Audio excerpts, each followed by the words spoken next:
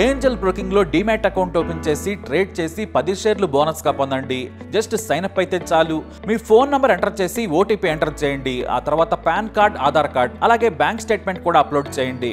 ఆ తర్వాత ఓ సెల్ఫీ, ఓ ఈ-సైన్ చేస్తే చాలు. మీ అకౌంట్ 24 గంటల్లో యాక్టివేట్ అయ్యాక మా నంబర్ కి యాక్టివేట్ అని వాట్సాప్ చేయాలి. ఆ తర్వాత మీ డీమ్యాట్ అకౌంట్ లో మేము చెప్పిన 10 బ్యాంకింగ్ షేర్స్ బై చేసి స్క్రీన్ షాట్ పెడితే చాలు. ఆ అమౌంట్ మీకు యూపీఐ ద్వారా పంపిస్తాము. అంటే మీకు 10 షేర్లు బోనస్ గా వచ్చినట్టే. ఆ తర్వాత మీరు ఆ షేర్స్ ని సెల్ చేసుకుంటారో ఇన్వెస్ట్ చేసుకుంటారో మీ ఇష్టం. డిస్క్రిప్షన్ లో ఉన్న లింక్ ద్వారా మాత్రమే మీకు ఈ బోనస్ షేర్లు వస్తాయన్నది మాత్రం గుర్తుపెట్టుకోండి. కొన్ని విషయాల్లో అధికారులకైనా పోలీసులకైనా న్యాయమూర్తులకైనా సరే మానవత్వం ముఖ్యం. మన దేశంలో కోడళ్లు పెట్టే గృహహింస కేసుల్లో 100% నకిలీవే. భర్తతో విభేదాలున్నా సరే వృద్ధులైన అత్తామామ మీద కూడా కేసు పెడతారు. ఇంకా ఇంట్లో ఆడపడుచుంటే ఆమె మీద కూడా కేసు పెట్టడం కామన్. అలా అని గృహహింస కేసులు లేవని కాదు, ఏ సంబంధం లేని వారిపై కూడా కేసులు నమోదవుతూ ఉంటాయి. ఇలాంటి ఓ కేసే న్యాయమూర్తి ముందుకు వచ్చింది. కానీ ఆ కేసు ఆ వృద్ధులను చూసి న్యాయమే వారి దగ్గరకు వచ్చేలా చేశారు, న్యాయం కూడా చేశారు. నిజామాబాద్ ఉమ్మడి జిల్లా రుద్రూరు మండలం రాయకూరుకు చెందిన వృద్ధ దంపతులైన గంగారం సాయమ్మపై వీరి కోడలు గతంలో వరకట్నం గృహహింస కేసు నమోదు చేయించింది. పోలీసులు వారిపై కేసు నమోదు చేసి కోర్టులో తేల్చుకోండి అని చెప్పేశారు. ఆ కేసు సాగుతూనే ఉంది. కానీ సాయమ్మ, గంగారాంలు నడవలేరు, వృద్ధాప్యంలో ఉన్నారు. కానీ కోర్టు కేసులకి ఖచ్చితంగా హాజరు కావాల్సిందే, లేదంటే వాళ్ళు జైలుకు కూడా వెళ్లాల్సిన పరిస్థితి రావచ్చు. అందుకే చట్టం అంటే భయంతో హాజరవుతూనే ఉన్నారు. పాపం వాయిదాలు సాగుతూనే ఉన్నాయి. అలాగే ఏప్రిల్ 27న బోధన్ కోర్టు హీరింగ్కి వచ్చారు గంగారాం, సాయమ్మ. వారి కేసు విచారణకు వచ్చింది. అయితే నడవలేని స్థితిలో ఉన్న వృద్ధులు ఓ ఆటో మాట్లాడుకుని కోర్టు వరకు వచ్చారు. వాస్తవానికి వాళ్ళు అసలు రాలేకుండా ఉన్నారు, కానీ అక్కడ వరకు వచ్చారు. కానీ అక్కడి నుంచి కూడా నడవలేకుండా ఉన్నారు.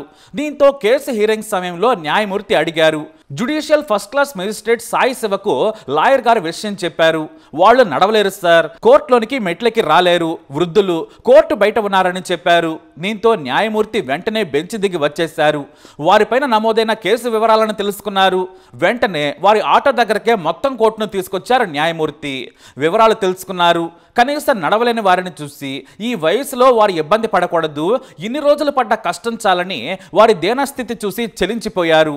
వెంటనే వారిపై నమోదైన కేసును కొట్టేస్తూ ఆదేశాలు జారీ చేశారు. దీంతో వాళ్ళు న్యాయమూర్తికి నమస్కరించారు కన్నీళ్లతో. అలా నమస్కరించి మా కష్టం తీర్చారని కన్నీళ్లతోనే కృతజ్ఞతలు చెప్పుకున్నారు.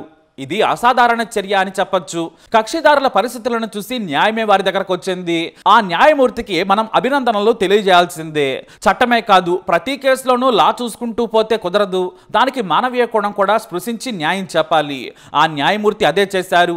ఎందుకంటే పదే పదే కోర్టుకు వచ్చేలా న్యాయమూర్తి వాయిదా వేయలేదు. వెంటనే కేసును కొట్టేశారు, తీర్పు కూడా చెప్పేశారు. ఇలా న్యాయం దక్కితే అంతకన్నా కావాల్సిందేముంది? మామూలుగా గృహహింస కేసుల్లో పోలీసులే నిజానిజాలను తేల్చి పరిష్కరించేలా చొరవ చూపాలి. 1కి 2 సార్లు పరిష్కరించుకోమని చెప్పాలి. న్యాయం ఎటువైపు ఉందో చూడాలి. కానీ మహిళా హక్కులు బలంగా ఉండటం, మహిళల వైపే న్యాయం మొగ్గుచూపుతూ ఉండడంతో కేసులు ఎక్కువ అవుతున్నాయి.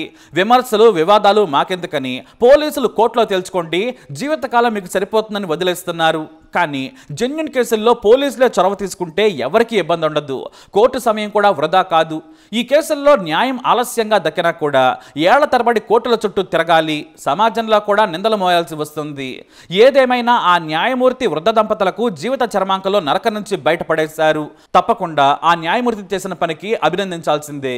మరి మీరేమంటారు? మీ అభిప్రాయాన్ని కమెంట్ ద్వారా తెలియజేయండి. ఈ వీడియోని లైక్ చేయండి, షేర్ చేయండి, మా ఛానల్ని సబ్స్క్రైబ్ చేసుకోండి.